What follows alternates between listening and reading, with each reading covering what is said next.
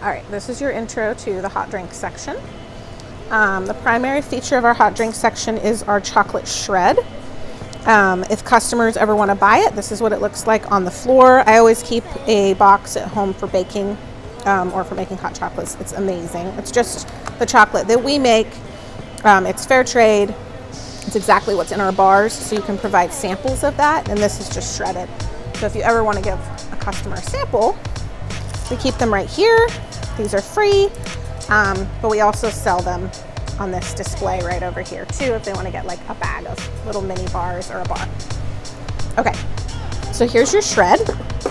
And then here's the cups.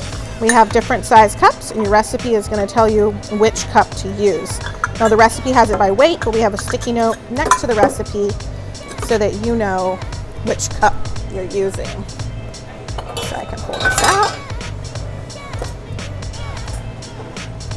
So you can see right here, it's 2.75 ounces in our 16-ounce hot chocolate, but we just said weighed it out ahead of time, and it's half a cup to make it simple for you. We also have the whole milk, which is 8 fluid ounces, and we have these measuring guides are a little easier to use than the metal ones for that, but you can use this guy here. Is great for measuring. Also, not as great for mixing because because we're doing a 16 ounce, it doesn't leave you a lot of space if you use a 12-ounce cup. All right, so this can make 3. Don't recommend it, but in a pinch, if you're making 3 hot chocolates, they do fit in here. I would not do more than 1 in this guy. And then this is great for pulling shots of espresso. All right, so you have your recipe book right here, which you can flip through. Primarily, you're gonna get hot chocolates in the fall, and then also lattes and cappuccino. We also have a little cheat sheet for you right here, and it kind of explains what goes in the different drinks. It has all of the chart here, but you kind of have to read through it in a pinch. This is not going to be a great resource for you, so read it ahead of time or read your recipes ahead of time so that you're comfortable. Okay, these spoons right here are just the same as the milkshake spoons. This is what you're going to use to mix with. Whenever you're mixing a hot chocolate or a mocha, you're going to want to mix vigorously the entire time that it's steaming and heating up, because otherwise you're going to just end up with a pile of melted chocolate in the bottom of the cup, and that will be very sad. Here's your Sani bucket with your cloths, and this is really important because the first thing you're going to want to do is wrap this around your wand, and then this is the button we use for a mocha or hot chocolate. This one used for a cappuccino or a latte because it creates foam. So you hit this, and what this is doing right now is it's pushing the water out of the steam wand so that we're not just pumping water into their drink. It's just steam, which is what we want. So doing that pushes any water out, and then you're also giving it a quick little sanitize, don't burn yourself. And you're also going to want to do at the very end, you're going to want to do that again, because that will discharge any milk or hot chocolate residue out of the wand. And if you don't do that, it will break this tool. At night, you can pull this off, unwind it, and soak it in a cup of water so that it cleans itself. And you don't end up with just everyone's hot chocolate residue in everyone else's drink. This guy's also great. You're going to want to use this automatic setting, and then you can just hit start. So to demo that, we're going to lift this up.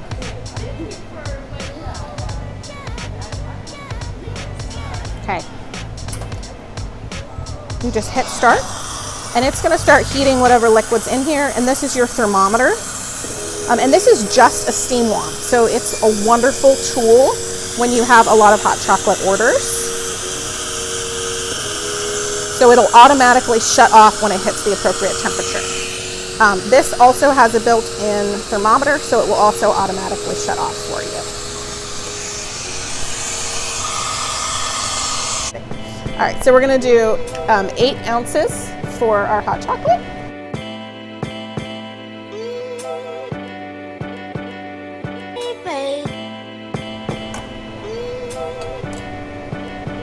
Okay, we're gonna hit start.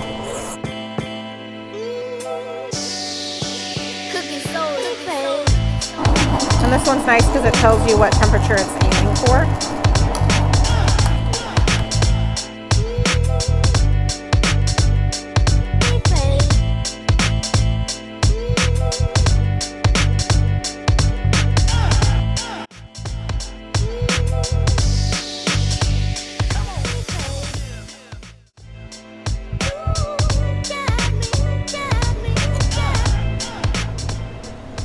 And there are two ways you can hand this off, okay? So you can pop the lid on there, but you're gonna wanna press down firmly on all sides, make sure it's completely sealed, then put it on the scale and tell the customer they have to check the lid, and that technically you're not allowed to put the lid on for them because you don't want them to get burned and have it be your fault. Or you can take one of these right here, you can put it through the lid, okay, and then tuck it like that, and then that allows them to fully appreciate the aesthetic experience of their drink. All right, so then the final thing that we're gonna look at is we're gonna find espresso pods, and I'm gonna show you how to pull a shot of espresso. So the first thing you're gonna wanna do is make sure there's not an old pod in here. This should live up here, ideally, so that it's hot. Now, if it's cold, because it's sitting down here, just hit this button to run some hot water through it, and that will heat it up. Your next step, you pull your pod of espresso out of the wrapper, twist this. You can see how there's these two little divots here. They have to line up here, and then it twists in. Okay, so you place this in here, press it down in the center firmly. You don't want the hot water running around on either side of this espresso shot. Okay. So then you're gonna line up your things, twist it, then you're gonna grab this guy, put it under here, and then this is the only button you ever use to pull espresso shots.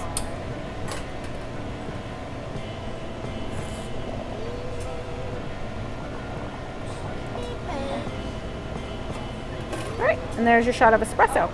If you're making an espresso drink, you're gonna wanna get this into milk or to the Americano hot water as soon as possible because that shot is gonna drop. So within like 15 seconds, the flavor of the espresso is gonna be diminished if it hasn't been added to milk.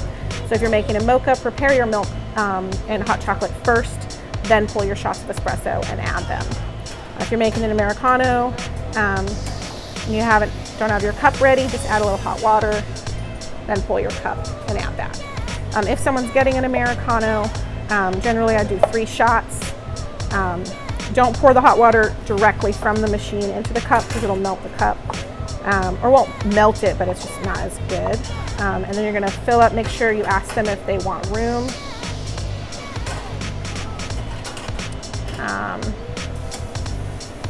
Push this a couple times.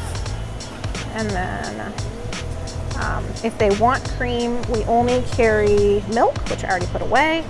And then we have some Splenda here, and then there should be a little ice cream cup full of sugar that you can allow them with a ice cream spoon to spoon into their coffee for themselves, and then give them a stirrer.